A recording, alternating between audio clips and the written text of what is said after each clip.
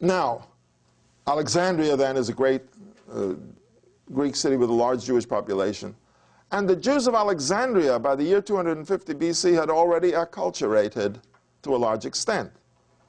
That is, they were now Greek-speaking. They were not Hebrew-speaking. And that's why they needed a translation of the Bible. And so the Bible was translated into Greek. The first time the Bible was translated into a language other than Hebrew. The Septuagint translation of the Bible, and scholars usually refer to it as Roman numeral 70. Okay. It's a Septuagint translation. It's in Greek, and it has certain features which indicate the prejudice of the translators, because every time you translate something, you betray it somehow. So there are certain things in it which betray, which show what the translators were trying to do. And that's revealed also in a letter which was written about that time, a letter called the Letter of Aristeas, written about 200 BC, in which he describes how the Bible came to be translated. And this is the story he tells. It's interesting. This is the story he tells, and with variations it appears in the Talmud. He says, the Emperor Ptolemy Philadelphus II. Now, when Alexander conquered his empire, I told you he tried to make a world empire, capital in Babylon, and now it's going to be a Hellenistic empire, with the whole world being dominated by Greek civilization.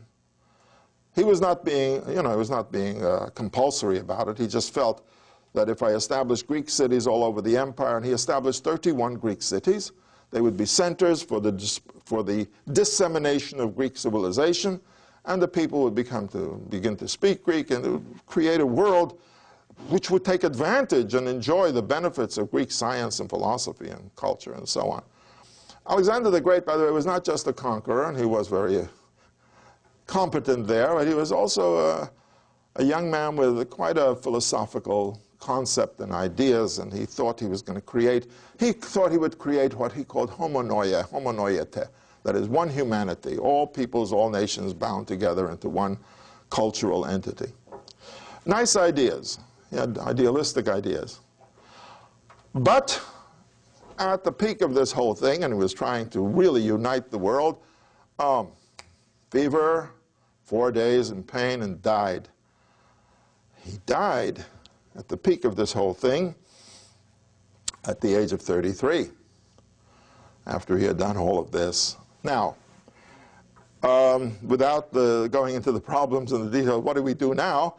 The generals divided the empire among themselves.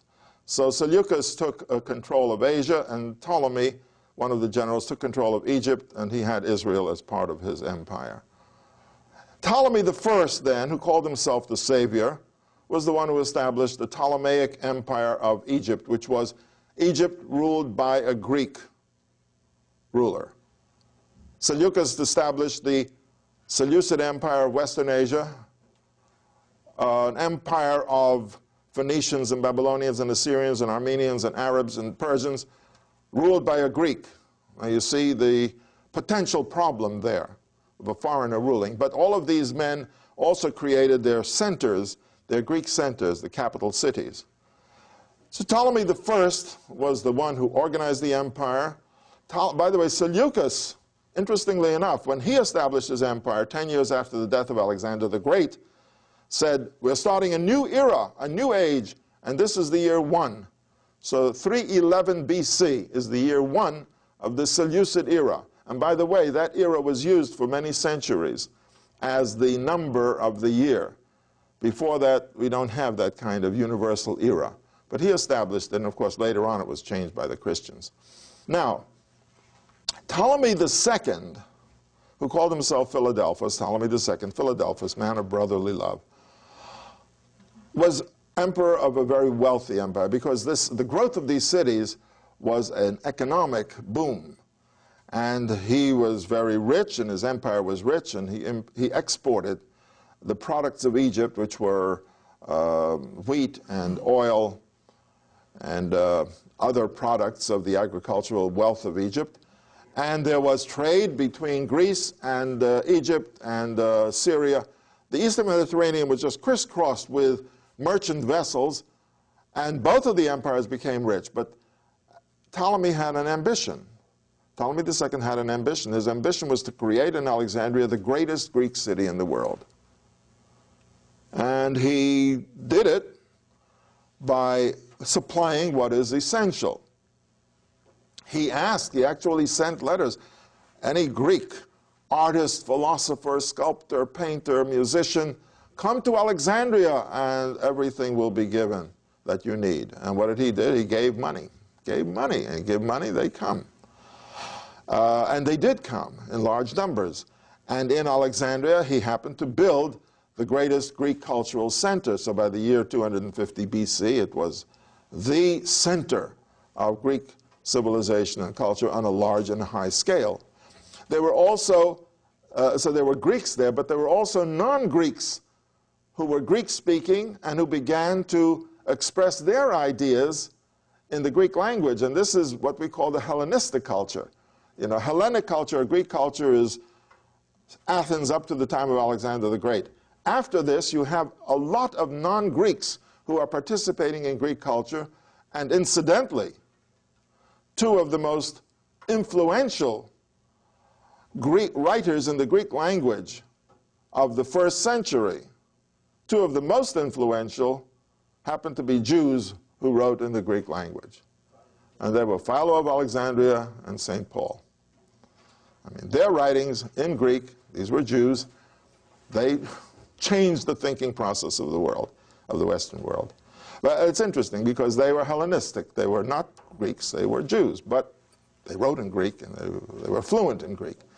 So the story told by the letter of Aristeas, he says, the king wanted to have the largest library in the world, and Alexandria did build probably the largest library in the Greek world. They say that at its peak it may have had 500,000 books, manuscripts, because every book was a manuscript.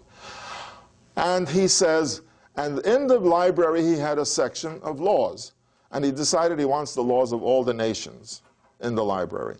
So he asked the Jews for a copy of their laws. So they said the laws are in the Torah is in Hebrew, but we'll ask the high priest of Jerusalem to authorize a translation. And so the Bible was translated by these 70 scholars, and I suppose the Jews gave him a very fancy copy bound in leather and gold and all that, and the king accepted it and put it in his library. That's the story told by Aristeas.